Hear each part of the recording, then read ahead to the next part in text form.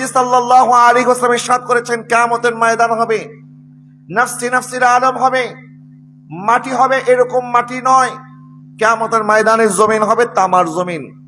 কিসের জমিন? তামার জমিন। আর সূর্য থাকবে 1 হাত উপরে। আর ওই কিয়ামতের ময়দানে কোনো ছায়া বলতে কিছু থাকবে না। আর আল্লাহ সুবহানাহু ওয়া তাআলা তখন আল্লাহর আরশে আজিমের নিচে, আল্লাহর আরশে পাকের ছায়ার নিচে 7 শ্রেণীর ব্যক্তিকে ছায়া দান করবেন। এদের মধ্যে এক শ্রেণী হবে আশাবুন নাশা ফি ইবাদাতিল্লাহি, যেই যুবক যৌবন বয়সে আল্লাহর ইবাদতের মধ্যে কাটিয়েছে, আল্লাহ পাক ওই যুবককে কিয়ামতের ময়দানে আরশে আজিমের ছায়া দান করবে। এবং নবীজি বলেছেন, কোন বৃদ্ধ বিদ্যা জান্নাতে যেতে পারবে না। বলেন, কোন বৃদ্ধ বিদ্যা জান্নাতে যেতে? এই কথা শোনার পরে এক সাহাবী, মহিলা সাহাবী আসলেন, বলে, হুজুর এটা আবার কেমন কথা বললেন যে আমরা নাকি বৃদ্ধ বিদ্যা জান্নাতে যাইতে পারো না? হুজুর তাহলে আমাদের ঠিকানা কোথায়? আমারই বলেন, আরে তুমি বুঝতে পারো নাই, আমি বলেছি বৃদ্ধ বিদ্যা জান্নাতে যাবে না। অর্থাৎ আল্লাহ পাক যখন কাউকে জান্নাত দান করবেন তখন তাকে বৃদ্ধ বিদ্যা বানায় জান্নাতে দিবেন না, বরং তাকে নওজোয়ান যুবক যুবতী বয়স দান করে তারপর জান্নাত দান করবেন। এবং জান্নাতের মধ্যে আমরা সবাই থাকবো যুবক যুবতী। বলেন কি সবাই যুবক যুবতী? আল্লাহ সুবহানাহু ওয়া তাআলা এই যৌবন বয়সটাকে বেছে নিয়েছেন জান্নাতীদের বয়স হিসাবে। সুবহানাল্লাহ বলেন না? যাদের এখন যৌবন চলতেছে এটা হচ্ছে জান্নাতীদের বয়স। কিসের বয়স? জান্নাতীদের বয়স। তখন বয়স বাড়বেও না, বয়স কমবেও না। এবং পৃথিবীর নিয়ামত আজকে দেওয়ার পরে কালকে ছিনিয়ে নেওয়া হয়। আপনাকে নিয়ে গেলাম রেডিসন ব্লুতে রাখবো, আপনি বলবেন হুজুর কয়দিন রাখবেন? আমি বললাম 1 সপ্তাহ রাখবো। দোয়া করবেন যে আল্লাহ 1 সপ্তাহটা যেন আস্তে আস্তে কাটে, কারণ 1 সপ্তাহ কাইটা গেলে তো আবার 5 স্টার হোটেল থেকে বের করে দিবে। কিন্তু আল্লাহর জান্নাত এটা এমন জায়গা, আল্লাহ সুবহানাহু ওয়া তাআলা এখন জান্নাতীদেরকে জান্নাতে প্রবেশ করিয়ে দিবেন আর জাহান্নামীদেরকে জাহান্নামে নিক্ষেপ করবেন। সুম্মা লা ইয়ামুতু ফিহা ওয়া লা ইয়াহইয়া, তখন কোনো জীবনও থাকবে না, তখন কোনো মৃত্যু থাকবে না, না জীবন থাকবে না মৃত্যু থাকবে। অর্থ কি? আল্লাহ পাক কিয়ামতের ময়দানে জান্নাতীদেরকে জান্নাত দান করে জাহান্নামীদেরকে জাহান্নামে নিক্ষেপ করার পরে আল্লাহ পাক জান্নাত জাহান্নামের মাঝখানে একটা দুম্বা হাজির করবেন। আল্লাহ পাক বলেন, এই দুম্বা জবে করে দাও।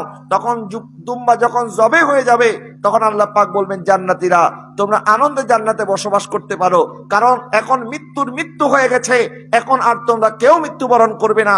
আমার নবী বলেন, এরপরে যদি মৃত্যু বলতে কোনো জিনিস থাকতো তখন জান্নাতীরা আনন্দে মৃত্যুবরণ করতো। সুবহানাল্লাহ বলেন না? তখন আর কোনো মৃত্যু বলতে কিছু থাকবে না, তার আনন্দে উল্লাসে জান্নাতে থাকতে থাকবে। আর অপরদিকে যারা জাহান্নামে চলে গেছে, তখন নবীজি ইরশাদ করলেন, যদি এর পরেও মৃত্যু বলতে কোনো জিনিস থাকতো তাহলে জাহান্নামীরা কষ্টে মারা যেত। জাহান্নামীরা কিভাবে মারা যেত?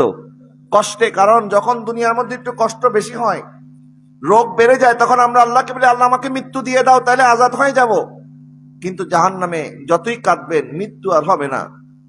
জাহান্নামীদের শরীরের মধ্যে চামড়া হবে 70 গজ মোটা। যখন এই 70 গজ মোটা চামড়া পুড়তে পুড়তে শরীরের হাড্ডির সাথে আইসা যখন আবার ওই আগুনের ডাকা হয়ে যাবে, আল্লাহ পাক বলবেন তার শরীরের মধ্যে আবার 70 গজ মোটা চামড়া লাগায় দাও। নাউজুবিল্লাহ বলেন না? প্যারে হাজরিন, দুনিয়ার যে সফলতা, দুনিয়ার যে আমরা গোল নির্ধারণ করি যে আমি এতটুকু হলে আমি সফল হব। যখন আমরা ছোট ছিলাম তখন আমাদের কাছে মনে হইতো যদি আমরা দাখিল আলেমে A+ পেয়ে যাই তাহলে আমরা সফল। আবার যখন আলেমে A+ পেয়ে গেছি তখন আবার অনেকে চিন্তা হয় যদি আমি একটা ভালো ইউনিভার্সিটিতে আমি চান্স পেয়ে যাই তখন আমি সফল। আবার ইউনিভার্সিটি থেকে যখন আপনি গ্রাজুয়েশন মাস্টার্স কমপ্লিট করেছেন তখন আবার অনেকে চিন্তা আমি যদি BCS ক্যাডার হয়ে যাই তাহলে আমি সফল। আবার BCS ক্যাডার হয়ে যাওয়ার পরে তখন আবার একটা বাড়ি যদি করতে পারি, একটা যদি গাড়ির মালিক হয়ে যাই তাইলে আমি সফল। একটা সুন্দরী বউকে যদি বিবাহ করতে পারি তাইলে আমি সফল। আবার যখন বিবাহ হয়ে গেছে তখন চিন্তা করেন, আরে সুন্দর মতো জীবনটা শেষ করে যদি একদম বৃদ্ধ বয়সে যখন আমার কোনো চাকরি বাকরি থাকবে না তখন পেনশনের টাকাটা নিয়ে ঘরের মধ্যে যদি বসে বসে থাকতে পারি তাইলে আমি সফল। তাহলে আমাকে বলেন, প্রত্যেকটা সময়ে সময়ে সফলতার ডেফিনেশন, সফলতার পরিচয়, সফলতার এই সংজ্ঞাটা পরিবর্তন হয়ে যাচ্ছে, ঠিক কিনা বলেন না?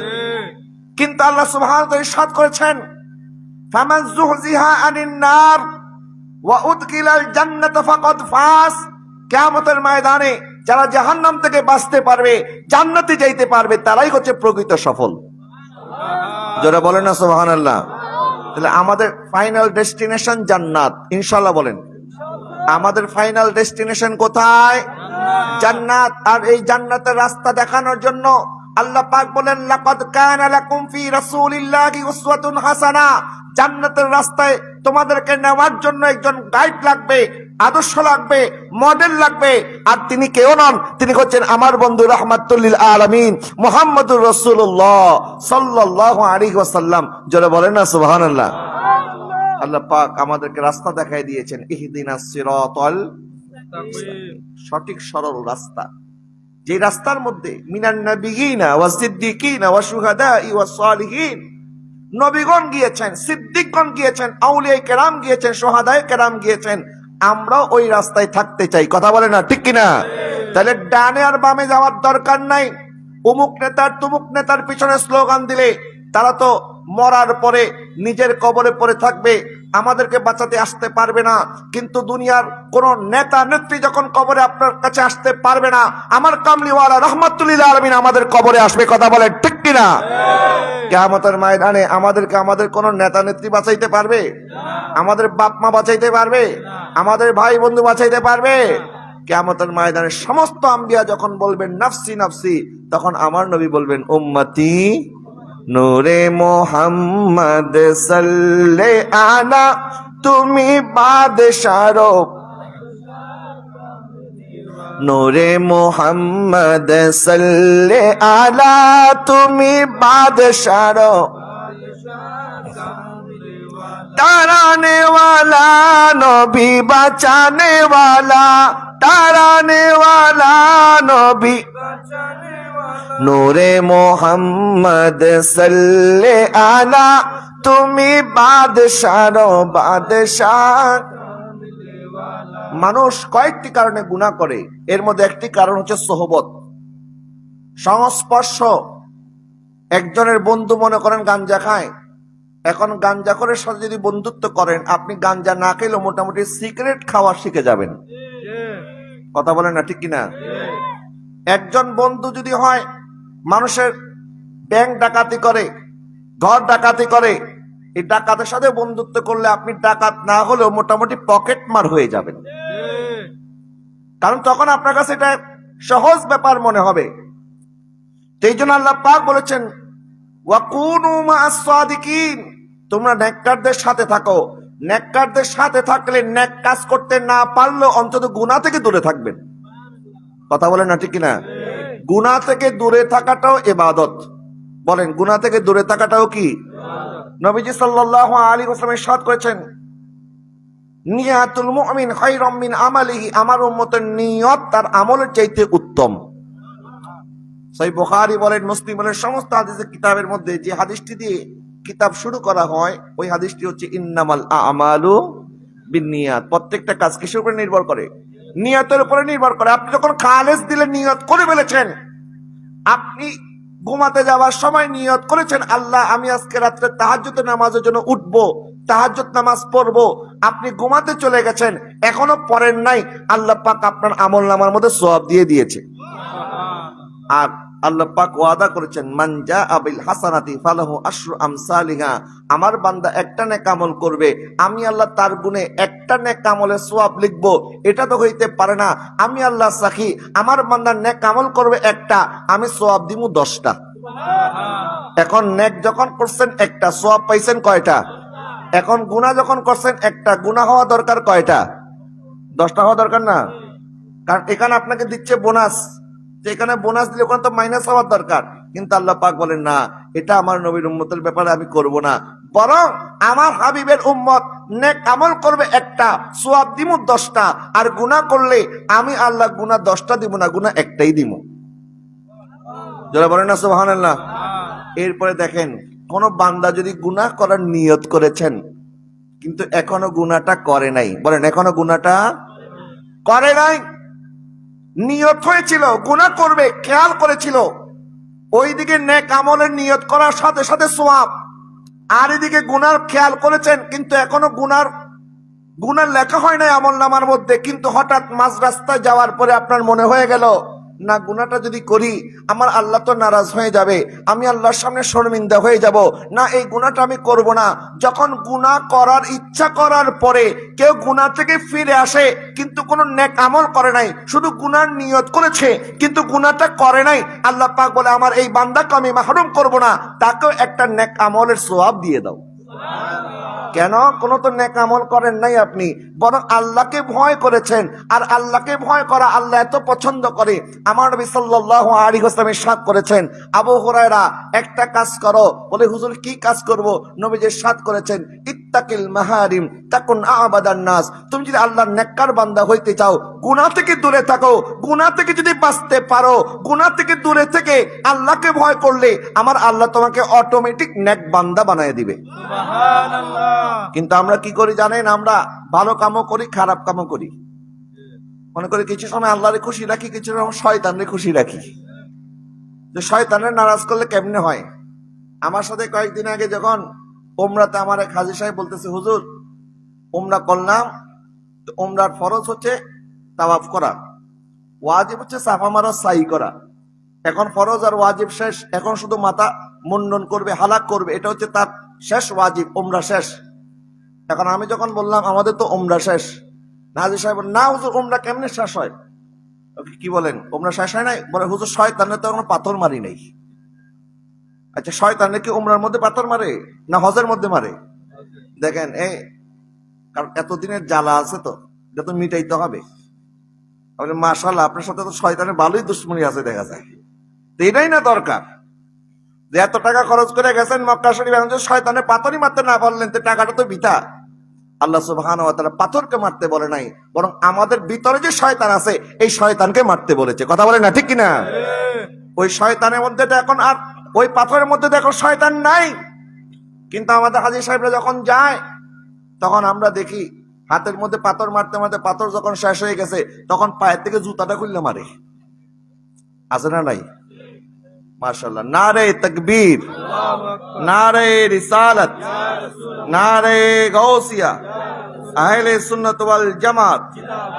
প্রধান আকর্ষণের আগমন, প্রধান আকর্ষণের আগমন।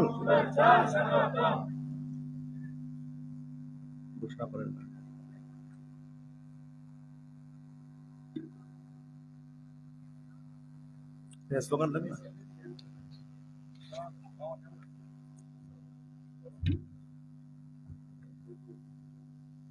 আলহামদুলিল্লাহ।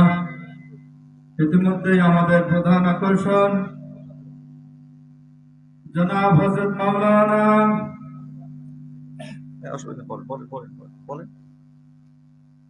শেখ মোহাম্মদ ডক্টর সাইফুল আজম বাবর আল আজহারি সাহেব ইতিমধ্যে আমাদের মধ্যে উপস্থিত হয়েছেন।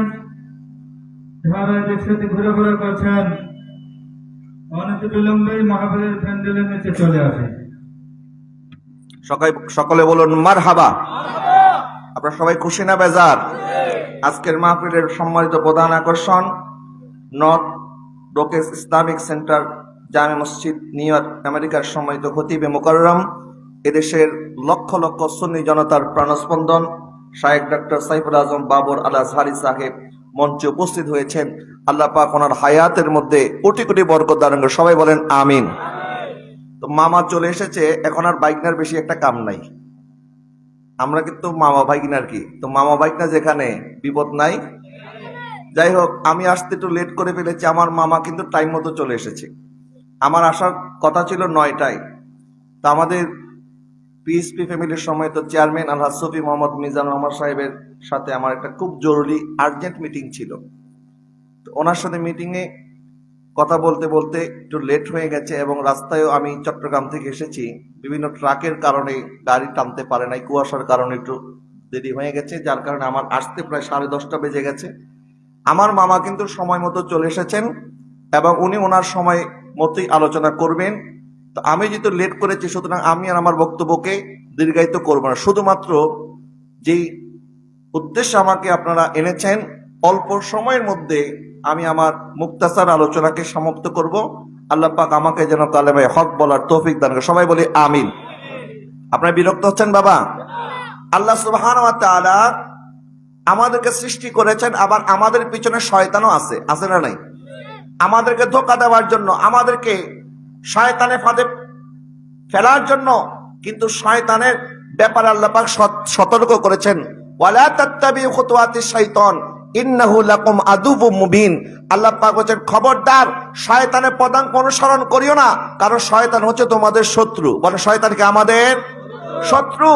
আর এই শয়তান যখন আমাদের সাথে প্রতারণা করে, শয়তানের প্রতারণা আমরা বুঝতে পারি না। শয়তান প্রথমে আপনাকে বলবে না তুমি জেনা করো, শয়তান আপনাকে বলবে না ডাকাতি করো, শয়তান আপনাকে বলবে না তুমি নামাজ কাজা করো। বরং শয়তানের জাল বুঝা বড় কঠিন। শয়তান প্রথমে বলবে, আরে জেনা করার দরকার নাই, আগে একটু মেসেঞ্জারে চ্যাটিং করো। কথা বলেন না ঠিক কিনা? শয়তান প্রথমে আপনাকে বলবে না নামাজ তরক করো। যখন দেখবে আপনি নামাজ পড়তেছেন, নামাজে দাঁড়ায় গেছেন, তখন শয়তান আপনার ভিতরে একটা অহংকার তৈরি করে দেবে, একটা রিয়া তৈরি করে দেবে। শয়তান তখন বলবে, তুমি যে রাত জেগে জেগে তাহাজ্জুদের নামাজ পড়ো, এটা মানুষকে বলে দিও। শয়তান তখন আপনার ইবাদত ধ্বংস করার জন্য লেগে যায়। কথা বলেন না ঠিক কিনা? শয়তান যখন দেখবে আপনি অনেক টাকা দান সদকা করেন, আপনি ভালো ভালো কাজও করেন, সবকিছু আপনি করেন, শয়তান আপনাকে প্রতারণা জালে ফেলতে পারতেছে না, তখন শয়তান আপনার মুখ থেকে একটা গীবত বের করে দিবে। মানুষের সমালোচনা, গীবত, হয়তো যে সমালোচনা করার কারণে আপনার সমস্ত নেক আমলগুলি যার গীবত করেছেন তার আমলনামার মধ্যে ট্রান্সফার হয়ে যাবে। এটা হচ্ছে শয়তানের ষড়যন্ত্র, এটা হচ্ছে শয়তানের ফাঁদ। আর আল্লাহ পাক বলছে তোমরা শয়তানের ফাঁদ থেকে বাঁচো। আর কিয়ামতের ময়দান যখন হবে, যখন আপনার বিচার করা হবে, আর তখন আপনি যখন বলবেন, আল্লাহ আমি তো গুনাহ করি নাই, আমাকে তো শয়তানে করাইছে। কে করাইছে? শয়তানে করাইছে। তো কিয়ামতের ময়দানে আল্লাহ পাক শয়তানকে আমাদের সামনে হাজির করবেন। আর শয়তান সেদিন আমাদের সাথে কথা বলবে। শয়তান বলবে, ইন্নাল্লাহা ওয়া'আদাকুম ওয়া'দা হক ওয়া ওয়া'আদতুকুম ফাআখলাফতুকুম। আমার আল্লাহ তোমাদের সাথে ওয়াদা করেছিল, আর আল্লাহর ওয়াদা হচ্ছে সত্য ওয়াদা। আর আমি শয়তান যা ওয়াদা করেছি, আমি শয়তান আমার ওয়াদাকে আমি ভঙ্গ করেছি। শয়তান তখন আমাদের সাথে থাকবে না। শয়তান তখন আমাদের গুনার জিম্মাদারি সে নিজের কাঁধে নিবে না, বরং শয়তান বলবে, আমি তো তোমাদেরকে দাওয়াত দিয়েছিলাম, আর গুনাহটা তো আমি করি নাই, গুনাহ তো তুমি করেছো। ফালা তালুমুনি ওয়ালুমু আনফুসাকুম। সুতরাং আমাকে দায়ী করিও না, আজকে তুমি নিজেকে নিজে দায়ী করো। সুতরাং শয়তান সেদিন আমাদের গুনার ভাগীদার হবে না, আমাদের গুনার ভাগীদার আমাদেরকে হতে হবে। কথা বলেন না ঠিক না? এখন শয়তানের ফাঁদে পা দিয়েছেন, শয়তানের কথা শুনে গুনাহ করে ফেলেছেন। আর এই শয়তান তো আল্লাহ সৃষ্টি করেছেন, এজন্য আল্লাহ এখান থেকে বাঁচার একটা রাস্তা করে দিলেন। আল্লাহ পাক ইরশাদ করেছেন, ইয়া আইয়ুহাল ইনসানু মা গাররাকা বিরাব্বিকাল কারীম। হে ইনসান, আমি আল্লাহ করিম, আমি আল্লাহ দয়াবান, তোমরা কেন আমি আল্লাহর কাছ থেকে বিমুখ হয়ে আছো? রব্বি করিমের কাছে আসতে দেরি করব, আর আল্লাহ পাক আমাদেরকে ক্ষমা করতে দেরি করবেন না। সুবহানাল্লাহ বলেন না? নবীজি সাল্লাল্লাহু আলাইহি ওয়াসাল্লাম ইরশাদ করেছেন, আনা হাবিবুল্লাহ, আমি হচ্ছি আল্লাহর বন্ধু। বলেন, আমার নবী কি? আমার নবী কি আল্লাহর বন্ধু? আমার নবী ইরশাদ করছেন, আনা হাবিবুল্লাহ আশশাবুত তাইবু হাবিবুল্লাহ, আমি নবী আল্লাহর বন্ধু। আর যেই যুবক যৌবন বয়সে আল্লাহর কাছে তওবা করেছে, ওই যুবক আল্লাহর বন্ধু। সুতরাং গুনাহ যখন হবে কি করতে হবে? তওবা। বলে না কি করতে হবে? যখন আপনি খাবারের টেবিলের মধ্যে হঠাৎ আপনার একটা মরিচের মধ্যে কামড় যদি পড়ে যায়, সাথে সাথে আমরা মিষ্টি খাই বা চিনি খাই বা পানি খাই, কেন? এটার ঝালটা যেন কেটে যায়। তাহলে ঠিক একইভাবে যখন আমাদের আমলনামার মধ্যে গুনাহ চলে আসবে, আর এই গুনাহ থেকে বাঁচার জন্য আমাদেরকে সাথে সাথে ইবাদত করতে হবে, তওবা করতে হবে। কথা বলেন না ঠিক কিনা? এবং নবীজি সাল্লাল্লাহু আলাইহি ওয়াসাল্লাম আম্মা জান আয়েশা সিদ্দিকা রাদিয়াল্লাহু তাআলাকে বলেছেন, আয়েশা, কোন গুনাহকে ছোট মনে করিও না। কারণ নদীর মধ্যে যখন নৌকা চলে, নৌকার কোনার মধ্যে সামান্য যদি একটু ছিদ্র থাকে, একটা সময় না একটা সময় নৌকা ডুবে যাবে। ঠিক কিনা বলেন না? এই ছিদ্রটা যদি অতি সামান্য হয়, অতি ক্ষুদ্র হয়, আস্তে আস্তে পানি উঠতে উঠতে এই নৌকাটা ডুবে যাবে। এই জন্য সামান্য গুনাহকেও আমরা যেন ছোট মনে না করি।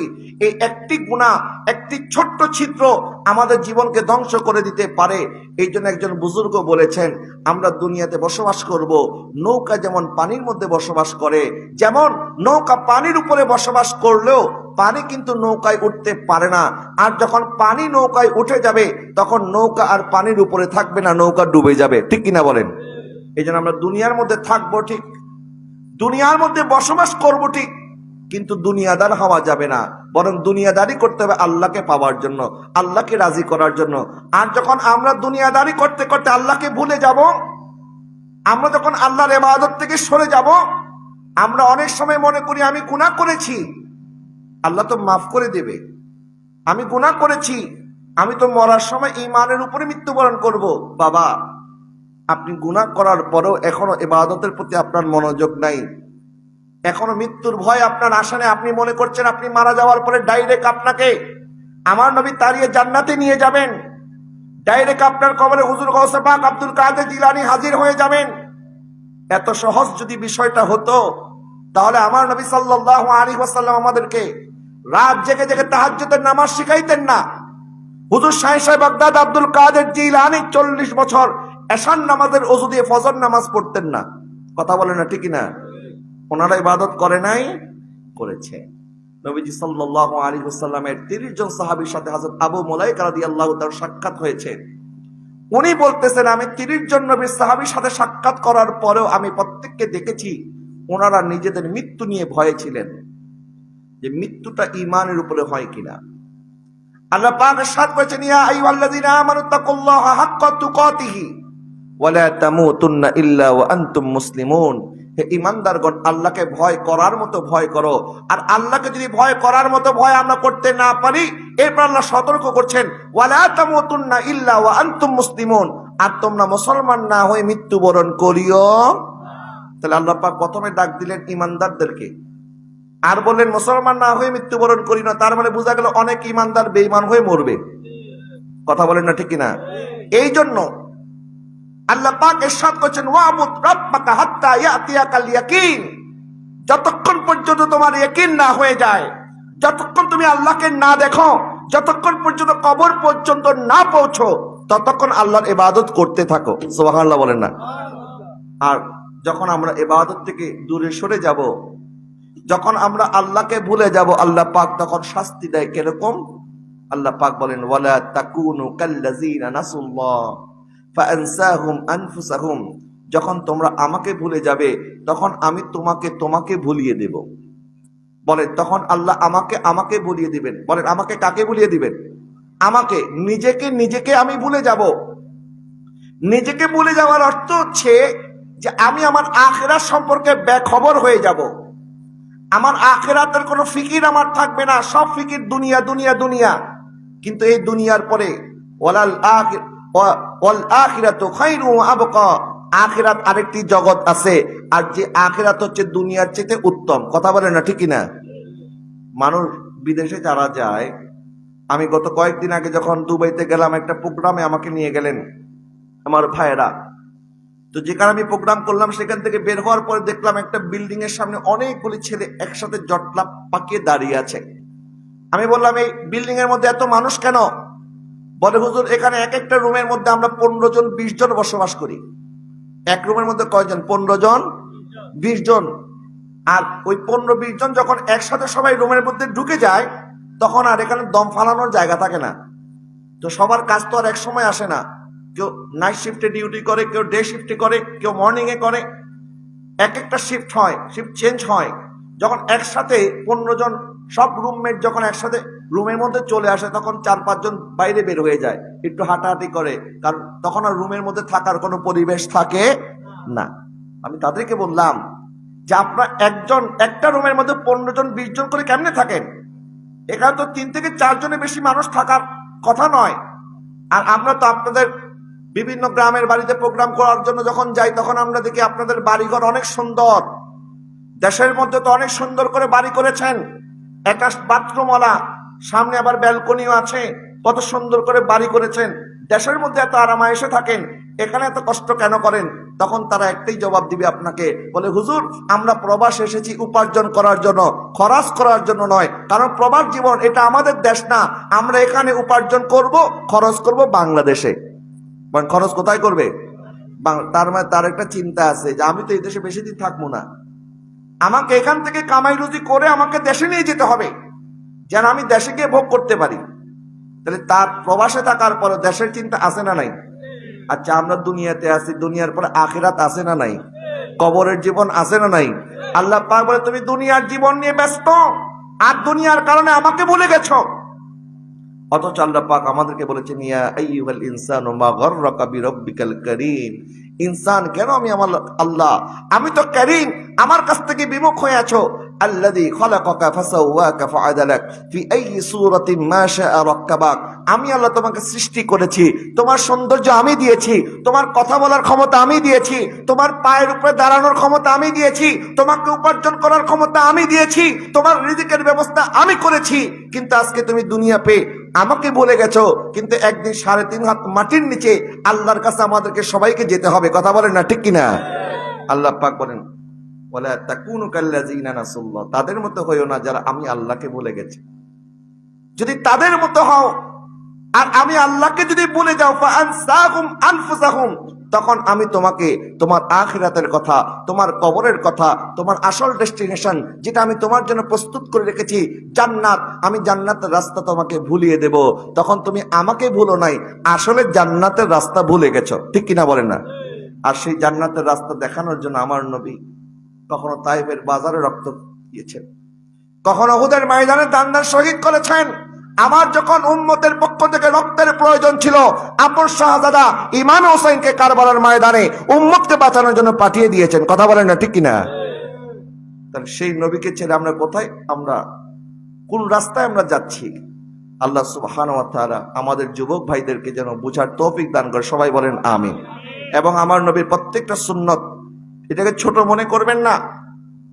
নবীজির সুন্নতকে আঁকড়ে ধরা, এবং বর্তমান এই সময়ে একটা ছেলে দাড়ি রাখলে অনেকে তাকে নিয়ে ব্যঙ্গ করে, বল তোর তো দাড়ি রাখার বয়স হয় না, এখন কেন দাড়ি রাখছস? এই যে আপনি ব্যঙ্গ শোনার পরেও নবীর সুন্নত রেখে দিয়েছেন। আপনি যখন মেসওয়াক করেন তখন মানুষ আপনাকে ঠাট্টা তামাশা করে, বলে মেসওয়াক তো বৃদ্ধ মানুষ করবে, তুমি কেন করো? আচ্ছা বলেন তো, মেসওয়াক করা কি বৃদ্ধ মানুষের সুন্নত না সবার জন্য সুন্নত? সবার জন্য সুন্নত। আমাদের অনেক ভাইরা আছে চোখে সুরমা দিতে চায় না, সুরমা দিতে লজ্জা পায়, বলে এটা মেয়েদের নাকি কাজলের মতো দেখা যায়। নাউজুবিল্লাহ বলেন না। অন্তত জুমার দিন জুমার নামাজে যখন যাবেন চোখে সুরমা দিবেন। এরপর যারা পারফিউম ব্যবহার করেন, আমার নবীর সুন্নত হচ্ছে আতর। বলেন আমার নবীর সুন্নত কি? আতর। আচ্ছা আতরের সুন্নতের কথা আপনি জানেন, মেসওয়াক জানেন, আপনার টুপির কথা জানেন, সব কথা জানেন, কিন্তু সত্য কথা বলা এটাও তো নবীর সুন্নত, এটাও জানা দরকার। ওয়াদা করলে ওয়াদা রক্ষা করা দরকার, এটাও সুন্নত। কথা বলে না ঠিক কিনা? আমানতের খেয়ানত না করা এটাও সুন্নত। এমনকি নবী মুআজ ইবনে জাবাল রাদিয়াল্লাহু তাআলা বলছেন, মুআজ কাউকে ঘৃণা করিও না, কারণ কাউকে ঘৃণা না করা যালিকা মিন সুন্নতি, এটাও আমি নবীর সুন্নত। যারা বলেন না সুবহানাল্লাহ। আমাদের ভালোবাসা আল্লাহ এবং তার রাসূলের জন্য, আর কারো প্রতি যদি আমাদের দুশমনী থাকে, আদাওয়াত থাকে, ঘৃণা থাকে, তাও আল্লাহ এবং তার রাসূলের জন্য। কথা বলেন না ঠিক কিনা? এছাড়া আর কারোর সাথে কোনো দুশ্মনী নাই। সবার জন্য মন থেকে আপনাকে দোয়া করতে হবে। আর আমার মা বোনরা যারা আমার কথা শুনছেন, আল্লাহ সুবহানাহু ওয়া তাআলা মুসলিম রমণীদের শানকে বাড়িয়ে দিয়েছেন। যেটা দামি জিনিস হয় এটাকে পর্দার মধ্যে ঢেকে রাখতে হয়। ঠিক কিনা বলেন না? যেমন কোরআন শরীফের গিলাফ আছে না নাই? পৃথিবীর অন্য কোনো বইয়ের কোনো গিলাফ আছে? খানায় কাবা, আল্লাহর ঘর বাইতুল্লাহর গিলাফ আছে না নাই? পৃথিবীর অন্য কোনো ঘরের কোনো গিলাফ আছে? নাই। যেটা সম্মান বেশি, যেটার মর্যাদা বেশি, আমার নবী সাল্লাল্লাহু আলাইহি ওয়াসাল্লাম ইরশাদ করেছেন, আল জান্নাতু তাহতা আকদামিল উম্মাহাত, জান্নাত হচ্ছে মার পায়ের নিচে। বলবেন না সুবহানাল্লাহ? জান্নাত বাবার পায়ের নিচে এরকম হাদিস নাই, কিন্তু জান্নাত মার পায়ের নিচে এরকম হাদিস আছে। তো মা যিনি হন তিনি সম্মানিত।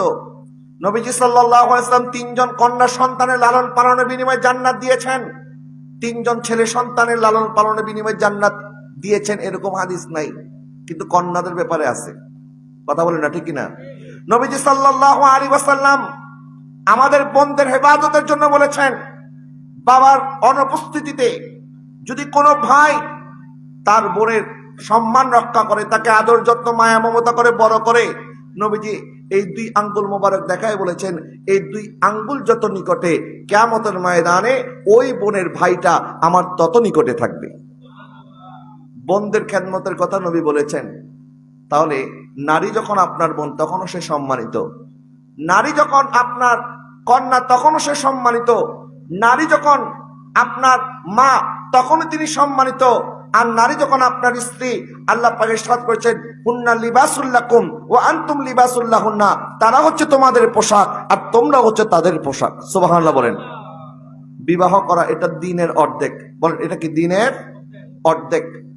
নারী জাতি যারা আমাদের স্ত্রী হয়ে যখন ঘরে আসেন তখন তারা আমাদের লজ্জাস্থানের হেফাজতকারিনী, আমাদের চরিত্রের হেফাজতকারিনী। নারী যখন মা তখন তাদের পায়ের নিচে আমার বেহেশত, নারী যখন বোন, নারী যখন কন্যা, তারা হচ্ছে জান্নাতে যাওয়ার আমাদের সিঁড়ি। এই জন্য নারীর সম্মান বেশি, সম্মান যেটার বেশি এটাকেই ঢেকে রাখতে হয়। এই জন্য আল্লাহ সুবহানাহু ওয়া তাআলা নারীদের পর্দার বিধান দিয়েছেন, তাদেরকে ঢেকে রাখতে বলেছেন। সুবহানাল্লাহ বলেন না? এটা হচ্ছে নারীদের দেহকে ঢেকে রাখতে হবে। আর পুরুষের পর্দা হচ্ছে আল্লাহ পাক ইরশাদ করেছেন কুল্লিল মুমিনিনা ইয়াগুদ্দু মিন আবসারিহিম ওয়া ইয়াহফাজু ফুরুজাহুম। হে রাসূল, আপনার উম্মতের মধ্যে যারা পুরুষ তাদেরকে বলে দিন তারা যেন তাদের দৃষ্টিকে নিচে রাখে, দৃষ্টিকে সংযত করে এবং লজ্জাস্থানে হেফাজত করে। সুবহানাল্লাহ বলেন। একজন নারী তার পর্দা রক্ষা করবে আর পুরুষ তার নজর হেফাজত করবে। কি করবে? নজর হেফাজত করবে। হযরত ইমাম বাকির রাদিয়াল্লাহু তাআলার কাছে এক মুরিদ এসে প্রশ্ন করেছেন, হুজুর আপনি আমাকে এমন 2টি আমলের কথা বলেন যেটা আমার জন্য যথেষ্ট। তখন তিনি বললেন, তুমি 1 নাম্বার হালাল উপার্জন করো, 2 নাম্বার তোমার নজরের হেফাজত করো। হালাল উপার্জন করলে তোমার বাতিন সাফ হবে, তোমার দেহ, তোমার রক্ত মাংস এটা পবিত্র হবে। আর যখন তুমি তোমার নজরে হেফাজত করবে তখন তোমার ভিতর, তোমার আত্মা পরিষ্কার হয়ে যাবে। যারা বলেন না সুবহানাল্লাহ। পৃথিবীর আমাদের দেহের ডাক্তার পাওয়া যাবে, আত্মার কি কোনো ডাক্তার আছে? কোন হসপিটালের মধ্যে পাবেন না। কিন্তু আত্মারও রোগ আছে না নাই? আমাদের কলবের রোগ আছে না? আছে। আর এই কলবের রোগ থেকে বাঁচার জন্য ইমাম বাকির রাদিয়াল্লাহু তাআলা বলেছেন, প্রথম ওজিফা হচ্ছে তুমি তোমার দৃষ্টিকে সংযত করো।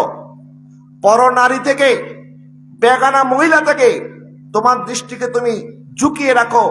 তোমার দৃষ্টির গুনাহ থেকে তুমি নিজেকে যদি বাঁচাইতে পারো তাহলে আল্লাহ সুবহানাহু ওয়া তাআলা তোমার বাতিনকে সাফ করে দিবেন।